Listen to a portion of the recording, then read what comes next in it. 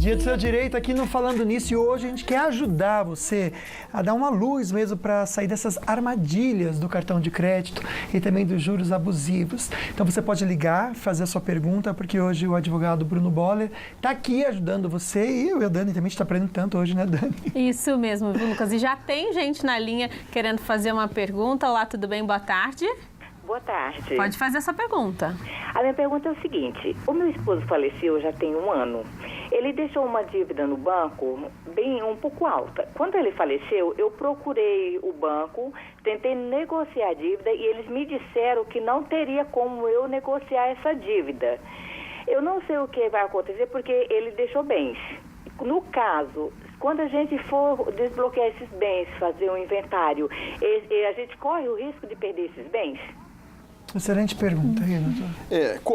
Corre o risco de... Porque assim, não é porque ele faleceu que a dívida deixa de existir. Essa é uma dúvida que as pessoas normalmente têm.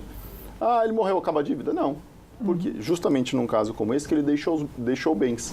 Então os bens servem tanto para dividir com os herdeiros quanto para cobrir essas dívidas. Então o ideal é que ela procure fazer o inventário quanto antes, até porque tem multa de acordo com que vai passando o prazo.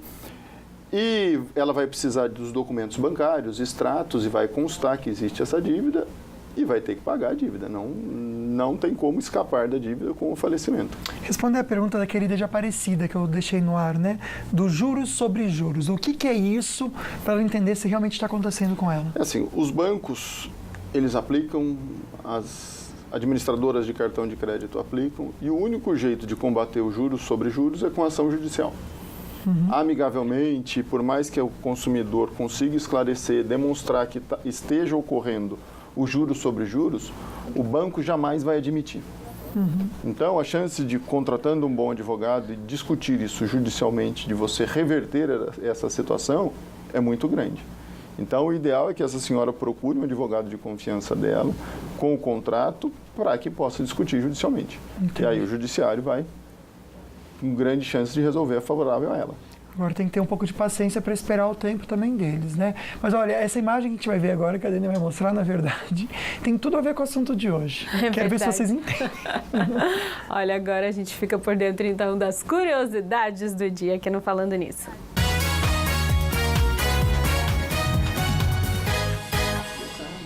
Olha, a ideia era assustar e alertar os pacientes da clínica Bom Dente, em São Petersburgo, mas a escultura criada com dentes arrancados de pacientes está provocando um verdadeiro terror em quem a vê. Cerca de 403 dentes foram usados pela artista para criar a peça que faz parte de uma campanha em toda a cidade chamada Dentes Limpos para a Saúde. Depois de espantar alguns clientes, os dentistas discutem a possibilidade de levar a obra de arte bizarra para algum museu ou para alguma galeria.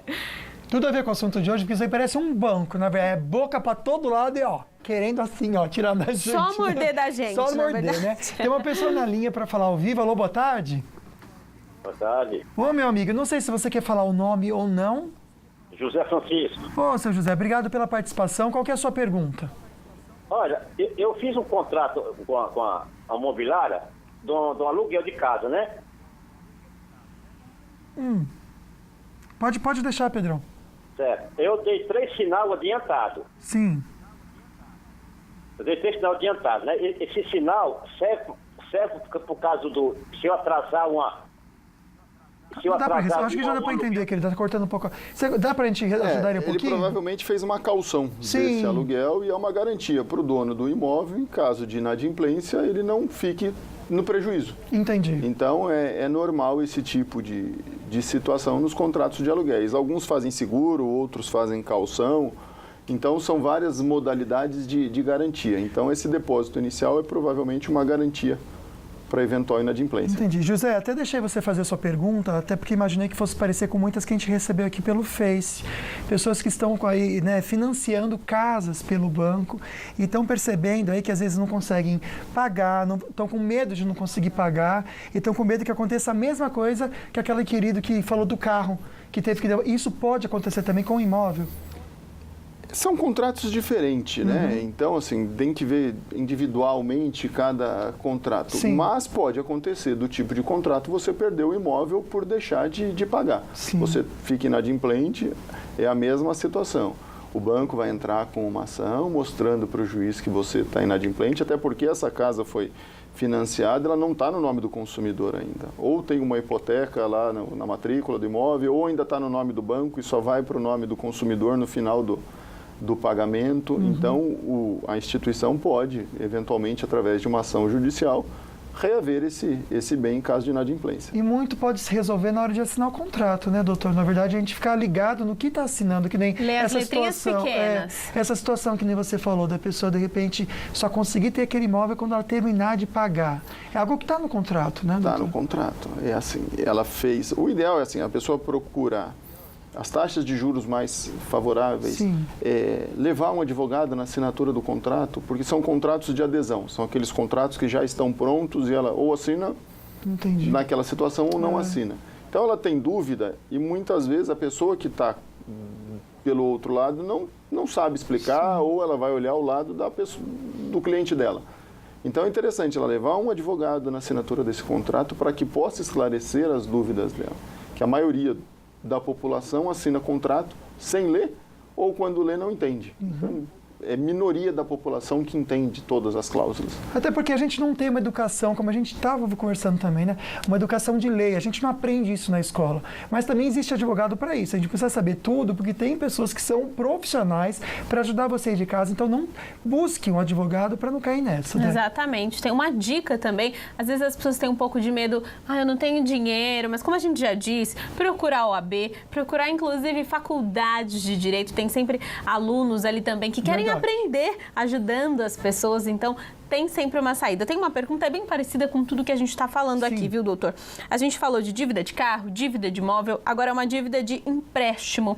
A pessoa aqui no WhatsApp está dizendo que tem 3 empréstimos pendentes, teve problemas financeiros e o salário não está sendo suficiente para cobrir essas 3 mensalidades. Diz que não está sobrando nada para ela e ainda não está quitando as mensalidades. É só na justiça para recorrer para tentar um acordo diferente? É assim, são várias possibilidades. Hoje tem as portabilidades, né, que você pode trocar de banco de acordo com os juros. Então, ela precisa estudar ou procurar alguém que possa auxiliá-la a encontrar um banco que ofereça taxa de juros menor e ela concentrar essas 3 dívidas em um local só. Então, ela, ao invés de 3 dívidas, ela passa a ter apenas uma dívida. Ou outra situação, caso esteja ocorrendo os juros abusivos, que ela procure o judiciário para discutir esses juros.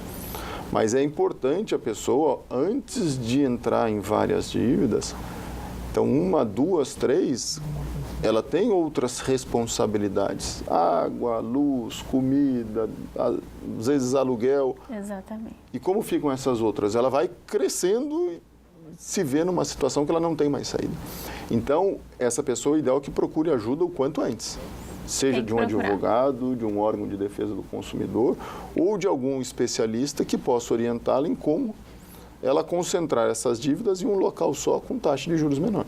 E a gente só fazer dívida que a gente consegue pagar, né, gente? Porque eu sei que é difícil, mas é só você pensar um pouquinho antes de ir na emoção do momento, se planejar, né? pensar com alguns anos à frente, como será que a minha vida vai estar? Se eu planejo ter mais filhos, comprar mais casa, comprar outro carro. Aliás, segura o tchan, que tem gente que está tendo muito filho, viu? Não tem dinheiro. Por favor, segura um pouquinho, viu, doutor? Obrigado, viu, pela participação. Por nada, aqui. Eu agradeço o convite mais uma vez, é sempre bom estar aqui com vocês. Deixo um abraço para a Solange quando voltar e fico à disposição para quando vocês precisarem. Obrigado mesmo, doutor. Bora nós, Dani? Vamos sim, muito obrigada, doutor, pela presença. Um beijão para todo mundo aqui no WhatsApp. Tem muita mensagem de gente perguntando da Sol. Ela já volta, viu, gente? Ela já volta e ela tá adorando também. Eu tô mostrando tudo para ela, pode deixar. Quando ela voltar, ela devolve todos esses beijos. Beijão para vocês. Pois é, amanhã a gente está de volta aqui tirando as suas dúvidas sobre esclerose múltipla. Beijo, fiquem com Deus, gente. E a gente faz compra com Vale Shopping. Tchau, tchau.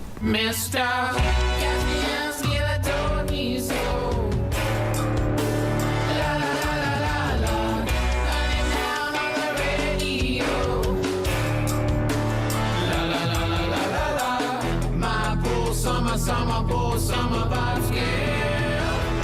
In cold blood. 0111000.